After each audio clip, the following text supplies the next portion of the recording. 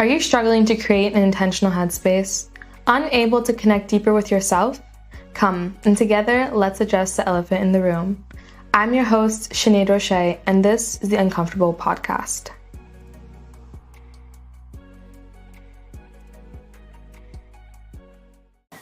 So I unfortunately grew up thinking that outside of my family, the only way people were going to ever like me is if I was doing something for them or if I changed myself.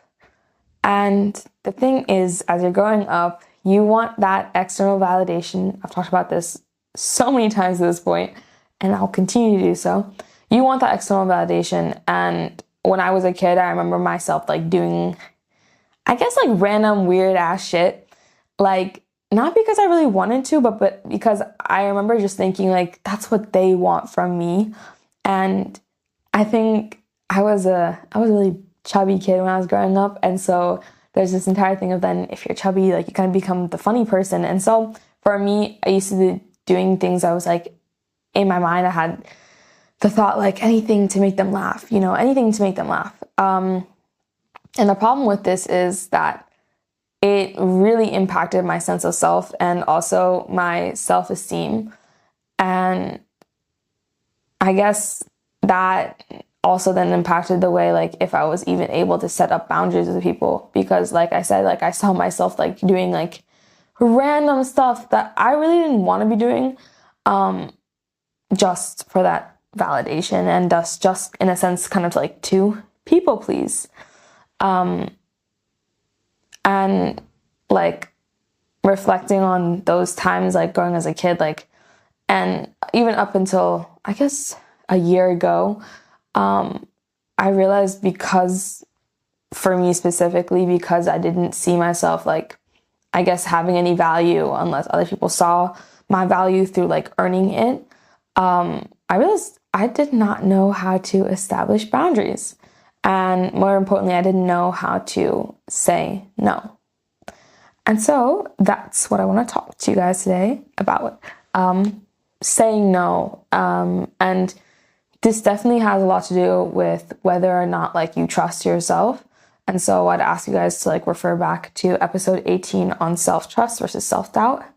And I've also mentioned boundaries not in general, but boundaries with yourself.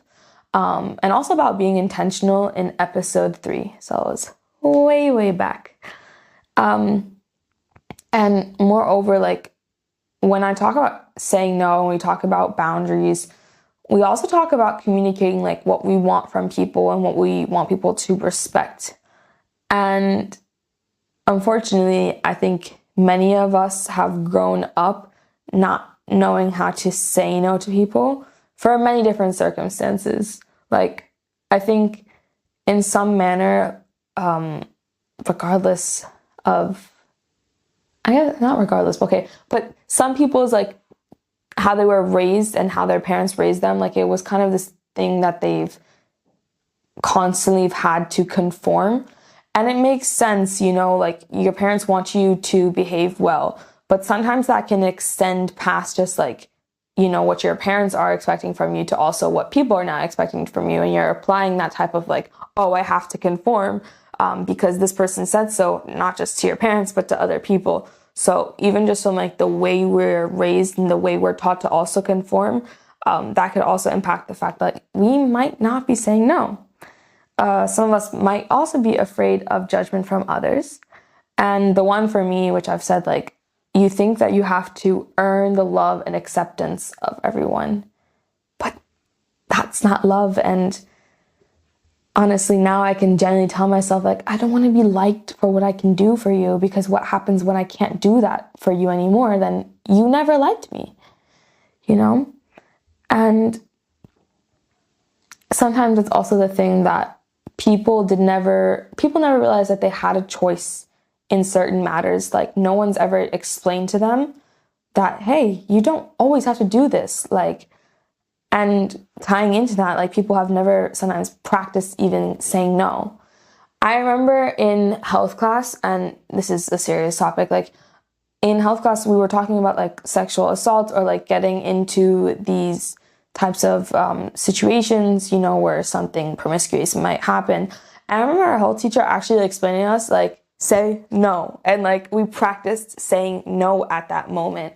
And I think even when we were younger, like, or maybe even not from my own experience, but generally, like, I think from not watching, but seeing how kindergartners are sometimes now being raised, it's this entire thing of like, people don't know sometimes when like their boundaries are being crossed or their limits are being crossed. And normally when you're teaching the kid, it's about like, hey, common sense, right? And sometimes that's just like not taught with everyone, and that's not practiced with people.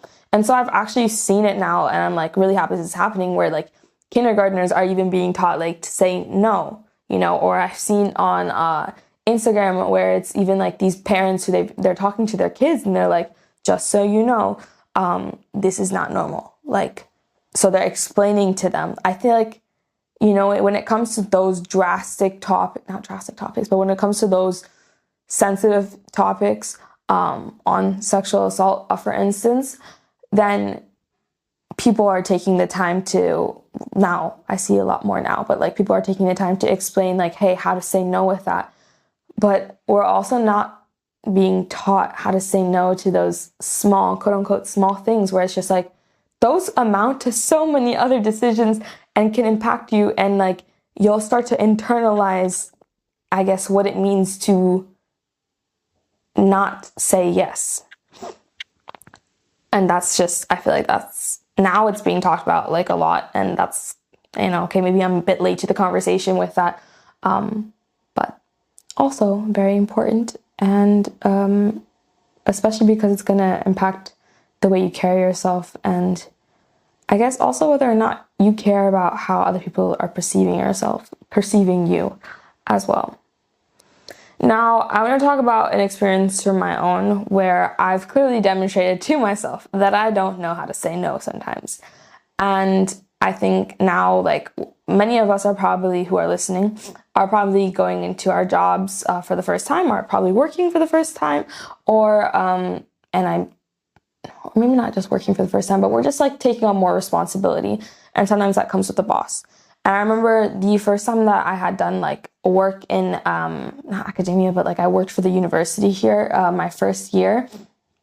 I remember that experience was bad for so many different reasons. But because this was my first job, like one of the biggest reasons why it was a terrible experience for me was because I didn't know how to say no. Like, and I remember, when you're making that first impression on people, like you want it to be really good. So you keep telling them like, yeah, I can take over this. Like, yes, I can do this. Right. But keep in mind that I was also like, this is my first time being in university. So I also didn't understand like what the workload was going to be like, or how to also like handle my social life at the same time. And I just kept taking on more and more. And even when like people, my boss or like my coworkers are asking, hey, like, do you need help or something like this? I was like, no, I don't need help. Like, I can do this, And I just remember like, I did not say no many times, like, and that led me to a lot of burnout. And honestly, I think it also led me to putting like false standards, like for myself, I want other people to have of me. Because genuinely, I could not keep up what I was doing at that rate for a very long time. And obviously, like in this example that I've talked about, like there's definitely a power and respect dynamic that comes into play in the sense of like, okay, how many times can you really tell your boss no? Like, and it definitely depends like on the relationship that you have with your boss in this instance. But here I'm obviously just kind of like displaying my people pleasing and my lack of saying no and my lack of holding my boundaries when it even comes to work, which is really hard to do, I think, especially like if it's your first time, working in the same way. It's hard, like even to establish your boundaries sometimes in relationships the first time it's your relationship. So that is also something to take into consideration. And one thing that I've also wanted to one thing that I've reflected on also looking back at this moment is that I remember like my lack of boundaries didn't just stem from me like saying no, but also at that point, and maybe this might be sidetracking, but like I remember mentally like asking myself, okay, what if I say no, then my boss is going to be disappointed in me, right? And that right there, that entire like thought process of like, oh, my boss being disappointing me is crazy.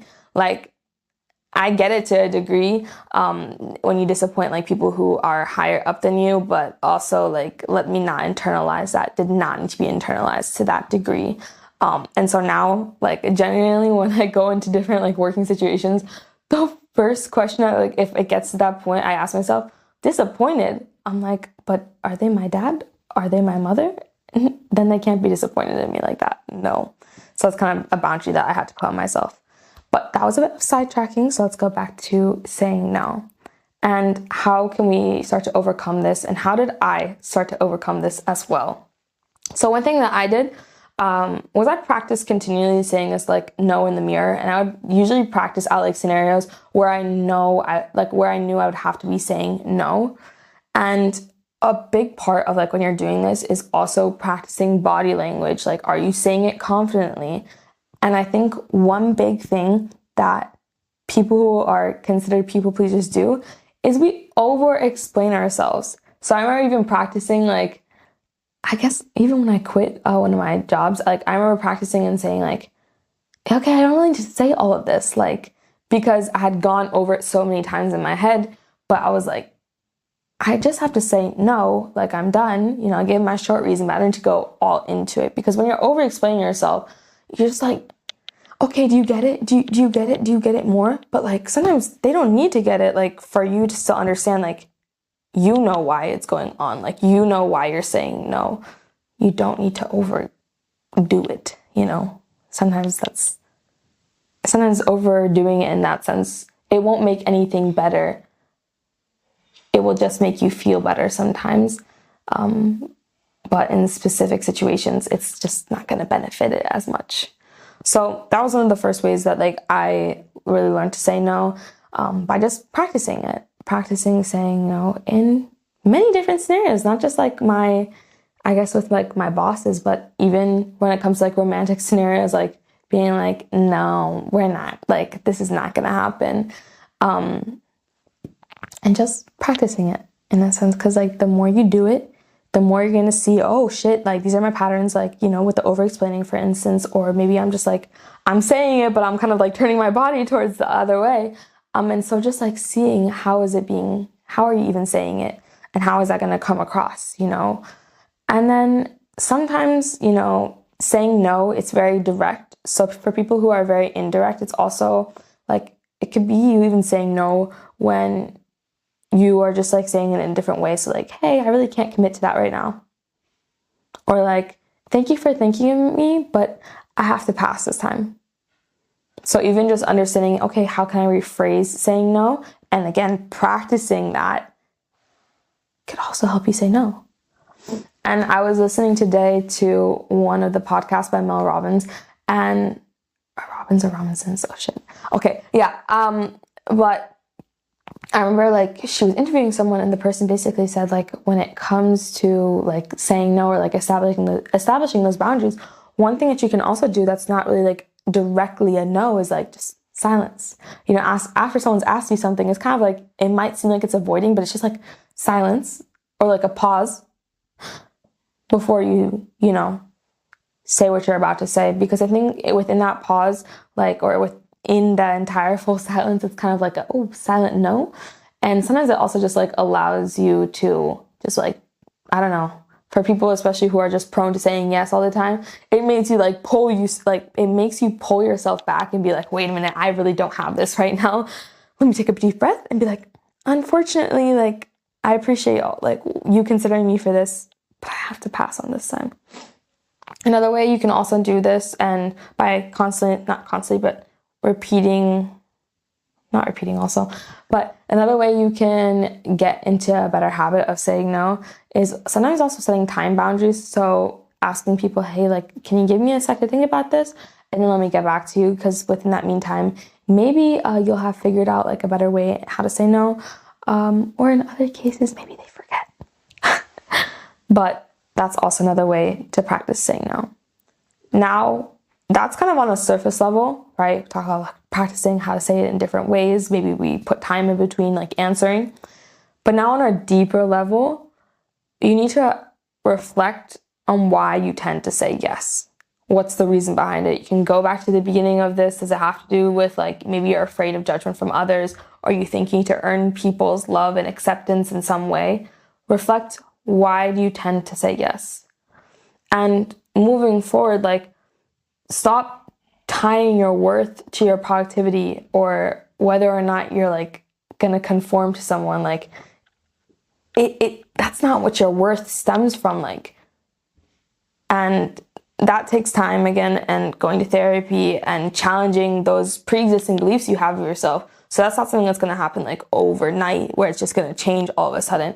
But you need to understand your worth outside of what you're able to do for people, because there's so much more to you than just what you're able to do.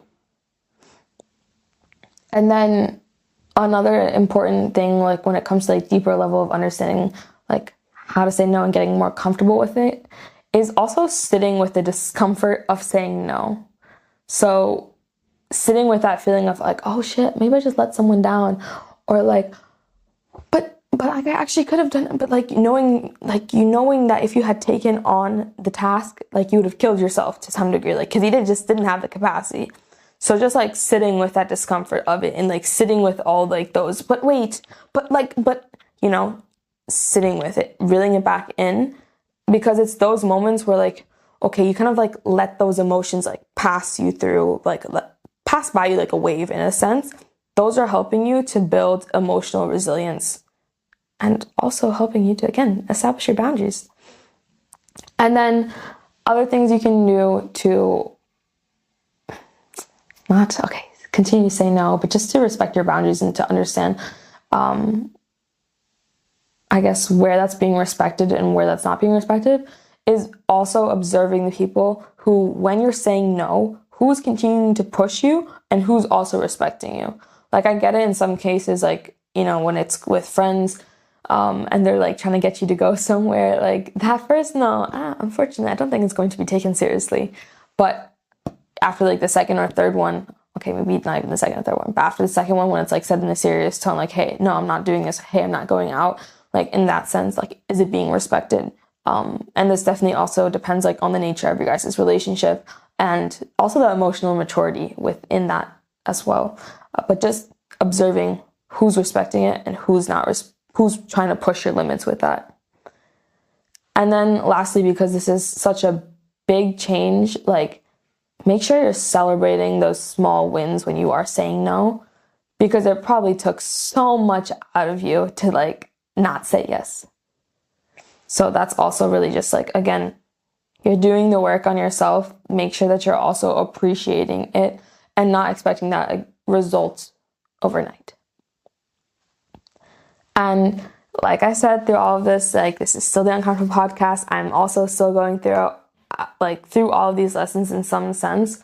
And I've mentioned this like with the example of like my first year boss, like something where I still struggle like with saying no, is when I'm trying to make first impressions on people and I'm trying to show them that like, oh, I can do all of these things for them, or like, let me show you this, like, oh, okay, you need help with this, oh, okay, like, where do you need me to be? Like, I don't say no. Like, sometimes that's like a really hard thing for me to do, because I want them to view me in a great light, like I do. And I still do care a lot about what people think of me and how they perceive me. But also the problem with that is that there's going to be a point where I just like go back to like the default Sinead, which there's nothing wrong with me. Like that, like I go back to the default me and I'm like, oh, I can't do this for you. Like, no. So let me not set their expectations all the way here. Like, let me just keep them like where I am at. And so that's something I still have to work on as well. So this is, again, still a growth journey for all of us. So with all this said, I hope that you guys start saying no a bit more. And the question I want you guys to ask yourself is, what do I feel like I gain by saying yes when I want to say no? Like, what do you think is really coming out of there? Like, even though like you intuitively and internally know, you want to say no. Thank you guys so much for listening to this week's episode. Hey guys, thank you so much for supporting this week's episode of the Uncomfortable Podcast. Make sure to tune in every Monday for a new episode on Spotify and YouTube, and go check out our TikTok and Instagram for more content.